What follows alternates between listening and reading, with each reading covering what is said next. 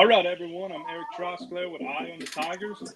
With me today is former All SEC and All American offensive lineman from LSU, Mr. Will Blackwell. Will, what's going on today, man? Thanks for What's being with us.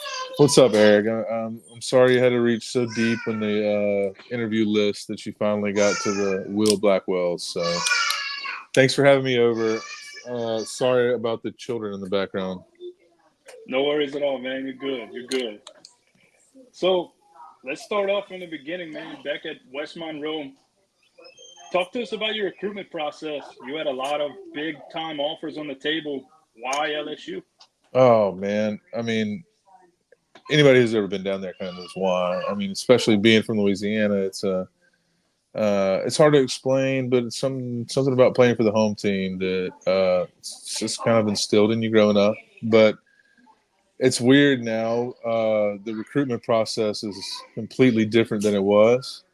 Uh, my mom actually just came over to keep kids, and she tried to bring a box, like a big, big Tupperware, like that you would store decorations and stuff in, and it has all the recruiting letters in it. Because they would send out like almost kind of like propaganda, like little pamphlets of like, this is why LSU is the best. This is why Texas A&M. Come to Notre Dame. We've got the best, whatever. And you wouldn't talk to a coach for, whatever, a few days, couple of weeks. They had the different, the time periods. They still have dead periods and stuff, but the communication, all you could do was call or text. Like people weren't communicating over Facebook. Uh, People weren't on Twitter. There was no social media interaction. So if coach didn't call you or if you didn't get a text message, the letters were the only way it was getting out, man.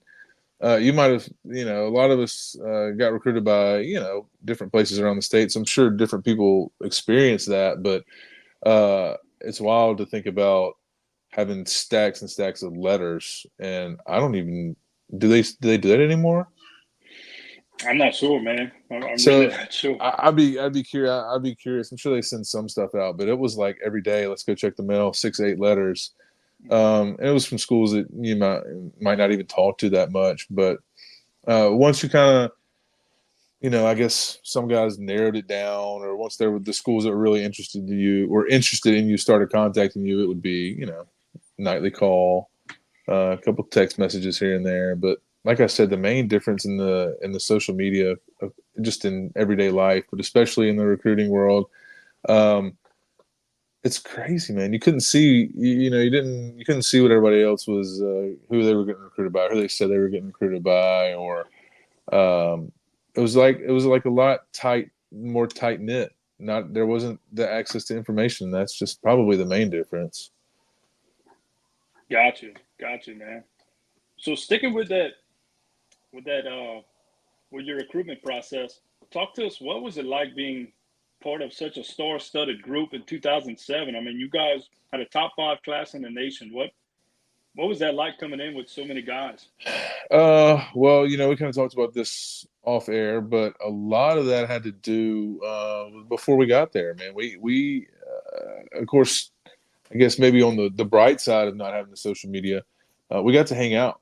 We it was me, Jarrett, T-Bob, Josh, Stephen Ridley, Alex Rush, a couple like probably 10 or 12 guys that were going to sign. And we all met and we got to go to the spring game before we got there, and we all hung out and got to like really see what the team was about. And from that point on, we were all just really good friends, and so we really, I think, wanting to play with each other was more important than like having a bunch of 5 stars, having a bunch of 4. Now we all did happen to be like really highly recruited players at the time, so we were talented, but we could have done a lot less with what we had. I think, especially considering the injuries and things that happened to people while we were there. No recruiting class ever stays together for the whole amount of time, right? Kids leave early, guys transfer out, stuff happens. But the core group of guys that we were all really, really close, and I think that's in order to be a really good team, you got to be that way. Mm-hmm. So Right. yeah, that was probably the main thing was that we got to spend time. We had to be in each other's faces, getting to know each other, and it made it easier to be friends faster. And so that probably made the transition to college easier too. That's cool, man. That's awesome. So this is kind of a two-parted question. So talk to us about, your freshman season, winning a national championship, and what was it like not only winning a national championship, but before that in high school, winning state championships. What was that like? Uh, it was really special for me, Eric, because my grandfather was my defensive coordinator. He was my defensive line coach. So we got to win a championship together. Also lost one in high school, so I am a bit of a curse. For every win that I bring a loss. Um, but it's part of the game, I guess. Uh, I was very fortunate to have been coached by men at West Monroe that had a fundamental grasp of the game and taught us everything that we needed to know in order to build on and go to LSU, places like LSU, and become, uh, you know, decent athletes there. We had a nice little pipeline. Before I went, we had Brady James, Andrew Whitworth, Rodney Reed, Luke Sanders. So there wasn't an expectation, but there kind of was. Like if you were really good there, then chances were you were going to be recruited. So uh, that instills confidence in you as a high school player when people are going to be watching, and if you do a good job, then somebody's going to call, right? And that also, you know, it's comforting in a way to say, oh, well, I know that when I get there, I'm probably going to be coached up and probably have a chance to play at some point.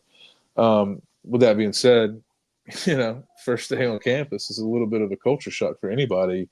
Uh, Anybody, not anybody, but a lot of dudes on these teams are the best guy that they've ever, seen or played with. So when you get to LSU, everybody's that guy, Mhm. and it's just extrapolated out for each level, right? So it is a hard process to go through from being like, oh, he's the best football player to, he's just a freshman on the team.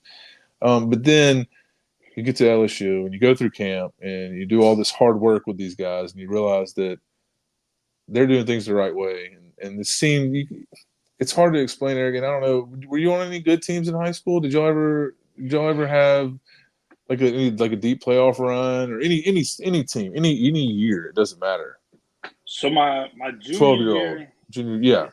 my junior year we won district, and that was like a big thing. So that But was so did you when you guys got done with camp? Did you have a feeling of like, man, this team, like we could probably beat anybody, as opposed kind to of another year where you're like, it's gonna be tough, man. Like I don't know about that. Yeah, you just so my feel it. It's just yeah, yeah. It's like a collective vibe, and everybody knows like, all right, man, this might be our year, and it takes a little bit of that, but all that is built in summer workouts, camp, meetings, just like going through hard stuff together, and uh, it takes leadership to bring everybody along to the point to where they see the light at the end of the tunnel, and they're like, all right, if we get through this hard work, then yeah, that's going to be it. And fortunately for us, we had guys like Hester and Flynn, Tyson Jackson, Glenn Dorsey, Craig Stelz, all those guys. I could name all of them. Ollie Highsmith, Ricky Jean, any of them. Mhm. Uh, and that's kind of what it takes. So we were fortunate, and LSU was fortunate for those 10, 12 years to just have some great leadership. Got you. So what was it like being recruited and playing a little bit of defensive line on the college level? What was it like converting over to the offensive line, and how did that come about?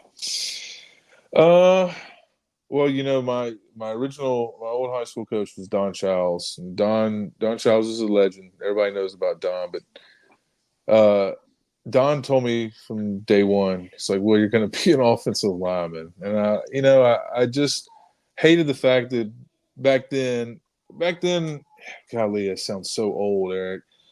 But back then, offensive linemen weren't built like Will Campbell. Mhm. There weren't like there weren't a bunch of Emory Joneses running around. Like dudes we weren't freaks like that, right? So like growing up, if you were a big kid or you're like, a little bit slower, a little bit less athletic, you're gonna play offensive line. Like that's just and I kind of always felt like I don't know, I hate to say this, but like stereotypes as a big kid. Like Don's always telling me I'm gonna play offensive line. Like I'm not some pudgy offensive lineman. Like I'm a defensive lineman, man. And then I get to LSU and I did travel. I honestly feel like I would have played as a defensive tackle, especially now. But at the time, they were kind of deep. Offensive line was really kind of shallow at the interior position.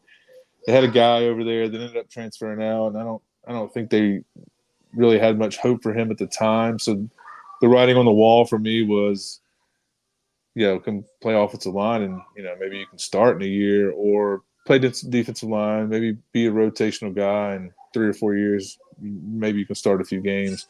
So I just kind of wanted to get on the field as quickly as I could, and I kind of saw that as an opportunity. Um, Technically, for me, I don't, I don't think you would ever hear a defensive lineman say they didn't feel like they could play offensive line. Um, if you can handle it mentally, then physically, there's no reason that a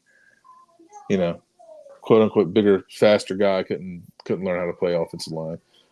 So the biggest challenge is just you got to be smarter to play offensive line than you do defensive line. Right. Yeah. Yeah. Right. You gotta know the schemes, the play calls, the running schemes, pass block, all that. So, A little bit more. uh, It's a little harder trying not to get beat every time, as mm-hmm, opposed to just worrying about beating somebody every time, right? Like, in the offensive line, if you mess up and you get beat, somebody's probably gonna get hurt. mm-hmm. Especially if it's quarterback in today's game with passing the way it is. But defensive line, you get messed up, linebacker probably be all right. He'll get out of the way and go tackle somebody. So it's a totally different mindset. The mental part of it is different, but physically, no. It's still big ugly guys bumping up against big ugly guys trying to move them, around the earth. So um, it was fun. I would have relished at the idea of playing defensive line. I still loved all those guys that came through there afterwards, but my lifelong friends were formed in those trenches playing offensive line too. So I think it worked out pretty well. Got you. Cool. So, what was it like? Let's hop to your junior year. What was it like getting injured on the first play of the season and then still being able to come back in that same season? What was that like? Because I remember when that happened. I mean, that was unbelievable. On both sides, you getting hurt in the first play and then still making that comeback. I mean, that's Man, pretty incredible. I was only able to come back because of the staff, training staff. If it would have been up to me, I probably could have just laid there and felt sorry for myself for a couple of months and not done anything. Because it did suck. It's the first play, first start, first game. Um, I was so hyped too because the guy it was what's the guy defensive lineman who went to North Carolina. Marvin Austin was on the team, but the other guy ended up being a first round draft pick. Was it Couples or some? I can't remember. Anyway, guy was highly rated. I'm like, I'm going to start against these two, like national TV, first game of the year, only game on. Boom, broken leg. So that was devastating for a lot of us. But to be able to have someone say, "All right, well, get up. Let's go do your rehab. Let's change your bandage. Make sure you're going to class." Uh, that was important because they could have just as easily been like, Will don't care, we don't care, but they weren't. And Mhm. so Jack Marucci and Shelly Molina and Andy and all their staff, man, spent a lot of time together, and I'm extremely thankful for having known all those people. Obviously, uh, I probably came back a little bit too early. They probably let me come back. It was my decision, obviously, because that first game we played Ole Miss, and I looked terrible. I went back and watched the film after, and I just cannot believe that I wouldn't listen to him, and just wait one more week. but I wanted to be out there. I knew we only had so many games, man. You only had so many chances to play in that stadium, especially against somebody like that. It's just amazing that place. So it was important to me to get back. Obviously, got to play in the bowl game and had a great experience in the bowl game. So uh, it was worth it. We kicked it off for the next season. Definitely a lot of momentum going into 2011 after that Texas A&M whipping. Mm-hmm. Got you. So, talking about 2011, that was your All American season. Talk to us about your senior year, your 2011 season, All American season. What was that like? Man, it's kind of surreal. It's been so long now. What was it, 2013, 14 years, and we've got kids, and so it makes it feel even longer. But um, it was just it was awesome. I mean, it was everybody that was. It's hard to it compare. It doesn't really compare to the 2019 season. I feel like the 2019 was a little more uh, unsure. Like we were a little bit more unsure. It didn't feel so definite. I feel like in 2011, once we beat Oregon, um, we were the favorite pretty much. I mean, we knew we had to beat Alabama. Like that was part of the process at that time. Anyway, they were who they were. They were becoming who they were. So we knew we had to get that done. Um, but you win that first game, it's like, all right, collision course week 8. We just got to get everything done. Just get everything done. Do your job every week. Um, just win the game. It doesn't matter. But it felt definite. Mm-hmm. 2019, it was kind of like, oh man, these guys are good, but we don't really know. And then the next week they kept surprising us every week. And I don't know, maybe that's just my bias from being there. But it's hard to explain, especially at that time, man. The program we were the premier program. That was if Mm-hmm. we win that championship, who knows how different the 2012 to 2020 is for LSU, and especially with it being in New Orleans. You mentioned earlier, 2007 class. We came in our first year. The championship was in New Orleans, and we kind of always hoped that we would go out. Ended in New Orleans, and we did. It just didn't have the right outcome. Uh, so to extrapolate on 2019, they did give us a little bit of redemption, putting Mm-hmm. that game away in the Superdome. Got you. Right. Yeah, that was that 2011 season, man. Like you said, it was after that Oregon game, and I mean, you guys, you know it. I mean, you guys had a gauntlet. I mean, that schedule wasn't nothing to scoff at, and you Yeah, but guys, nobody, it just seemed definite. besides Alabama, nobody even really gave us a challenge. We beat Right. went to Tennessee, beat beat Auburn by 30 at home, beat Florida by 30 at home, ended up beating Arkansas by 25, 30 at home. So you take that 9-6 Alabama game out, both Alabama games out, and it's a totally different story. But even that first game never felt like we were going to lose that game. The second Mm-hmm. game, that's a different story. But the first time we played them, um, it felt. I mean, it felt like it was destiny. It's like you beat them, and you can just go ahead and put our name on the trophy. It's over with. Of course, turned out a little bit differently, but it was a great season. And it was even different from 2007. 2007 was you want to talk about not knowing what's going to happen with the 2 triple overtime losses. So it kind of felt like it was the season as a program what LSU deserved. We were just kind of having our way with people, and it would have been nice to finish it. But it's also nice that people still remember how good of a football team we were. Absolutely, definitely. So, talking about LSU, and you mentioned some of your teammates. Are you still in touch with any of your LSU teammates? And Yeah, if so, man. who? So T Bob, obviously, everybody knows who T Bob is. Whenever we go out, and people ask me who I am. I say I'm his handler.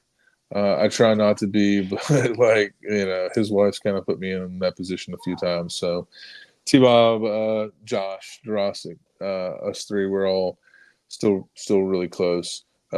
Still have a bunch of contact with guys we play with: Jarrett Lee, Alex Russian. Uh, there's Trey Helms is a guy who wasn't on the 2011 team, but he was there years before. Matt Branch. Uh, Unfortunately, we've lost one of our friends, Tyler Edwards. Tyler passed away 5 or 6 years ago. So Tyler, Chase Claymon, that kind of group of guys, we were all real close. But we still, speaking of social media and stuff, we still all have contact. Brandon Taylor, I know he does a bunch of LSU radio stuff, so I get to see him a couple times a year. And you know, there's also guys that kind of left early. Terrence Tolliver was one of those guys. Hmm. Chad Jones was in that class. Stephen Ridley left early. Who else am I forgetting? John Williams. I talked to John Williams not too long ago. You guys remember John Williams? Hell of a Yeah, football yeah. player from Bro Bridge. Cornerback. Ended up getting hurt, but he was still part of that team. So yeah, man, and I have no doubt that, of course, we did have a reunion a few years ago, and it felt like, you know, just like old times. Mitch Joseph, shout out to Mitch Joseph. I miss you, Mitch. It was like we were back in college, man. And that's the thing that's beautiful about it is you kind of know that if something ever happened, or if you really needed a call on those guys, I could call them up and say, "Look, I need to see you guys," and they do it. They'd be there, and all that was built through LSU. So we're forever LSU over here in this house. My son tried to say "Go Warhawks" the other day, and I shut him down. But it's better than a lot of other things he could have said. Yeah. Oh yeah. So talking about your buddy T Bob, I've heard him brag on the radio about his kickoff return against Auburn. But you had three kickoff returns in your LSU career. Did you handle the ball? Did you carry the ball at any point before then? In Pee Wee, middle school, high school. So in Pee Wee, I was already grown. They actually, it was like if I ever touched the ball, no matter what, it was done. The play was dead. I was not allowed to touch the ball, which you know added further to the chubby kid stereotype. So it kind of hurt my feelings a little bit because I had the moves back then. High school, I played a little tight end, caught a couple passes, two pick sixes. So I know how to handle the rock. I mean, Nice. T-Ball was a center, so he touched the ball, but he didn't really handle the rock. I scored TDs. Hmm. So I was a little upset when he got what he get like 7 yards. Yeah, Yeah, I he got believe. seven because I think I only got like five on my one return, and I went down. I did fair catch or Trendon Holiday. I called a kick return in front of Trendon Holiday one time. That's probably the worst I ever got griped at from a coach. Um, so I think I had three. I think I had three returns in college. So I have more returns than T Bob. He just has a higher average. So ball security. If you want ball security, you got to go with me. If you want a couple extra yards, you got to go with him. So roll the dice. Yeah. But yeah, it was fun. Wow.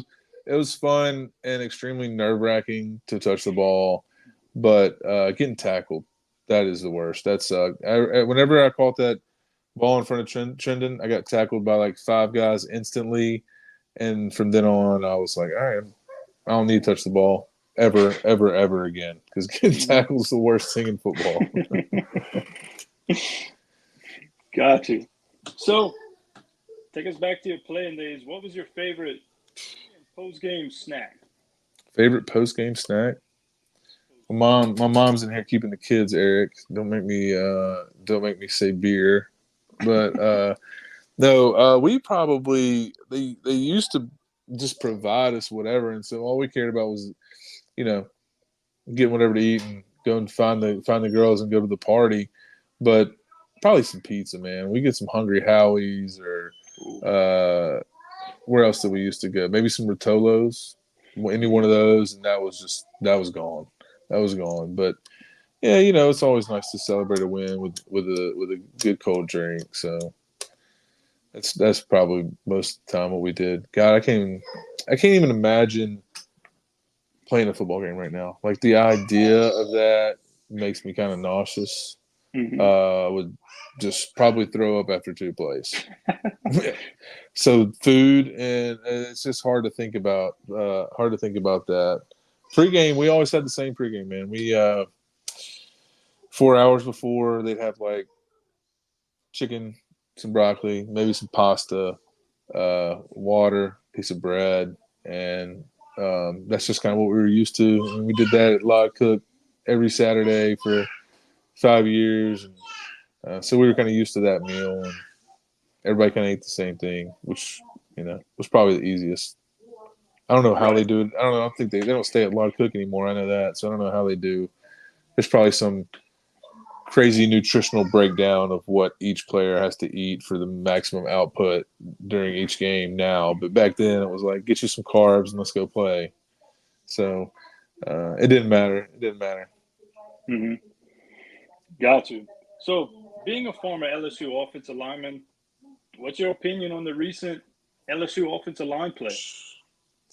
Man, I as a fan, I am thrilled. I mean, we're gonna have two, maybe three first, second day picks. Will Campbell and Emory Jones probably first rounders out of the gate. You got another couple of guys in there that will have a chance for sure to get drafted. And, you know, all of us were good, but we weren't anything compared to these guys. These guys are genetic freaks. They don't make Will Campbells every day, man. Obviously, shout out to the Campbell family because they're big Monroe people. Will's from here, and they went to Neville. And sorry, yeah, sure. Will's You're from good. Monroe. Will's from Monroe. Big Neville people, and they do a good job, man. I'm jealous also because I wish I could have been built like that. These guys are, I mean, and you just watch them move. They're technically sound. Not to mention they have Brad Davis. Brad Davis, arguably the best offensive line coach in college football. Not definitely one of the. We're very fortunate to have him. I don't mean that to say that our coach didn't do a decent job, but it's no Brad Davis. So that gives me ultimate confidence in this team because everybody knows that you got to have a good offensive line to win. Every team that has a good offensive line is always in the game, and it's nice now that they're finally. I mean, what Campbell's going to be a junior and Jones will be a sophomore. Is that right? I think so. I think so. Yeah. Or he'll be a junior. Either way, they Yeah. they've got some games under their belt, and so Hmm. now it's a little bit different game for them because they're going to be expected to play well every time, as opposed to just being able to play well.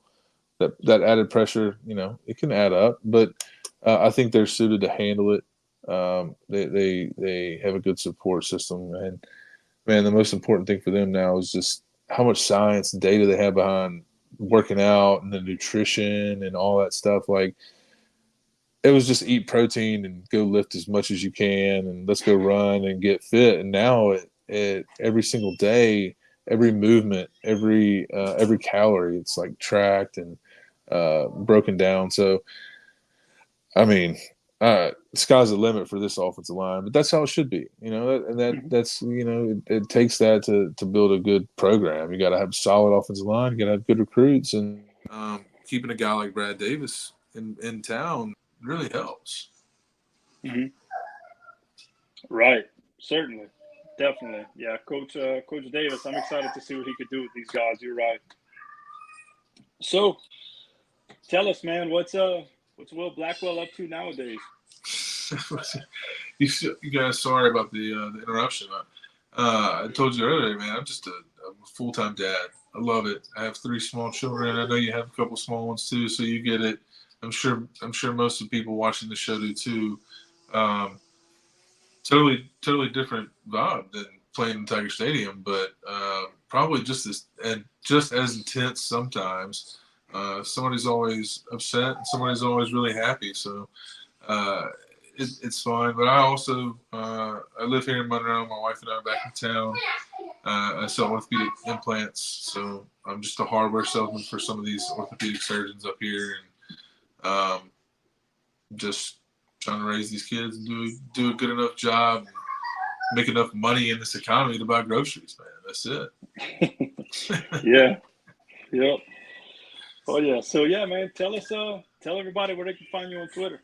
Oh man, it's just that Willie B60. It's careful going over there. Everybody knows that Twitter's not a safe space anymore. It's a crazy place. But I am thankful that you and I had a little interaction. We were going to talk with each other, and that led to us talking some more. So that's pretty cool. Obviously, it's a roll of the dice, but LSU Twitter can be a wild place.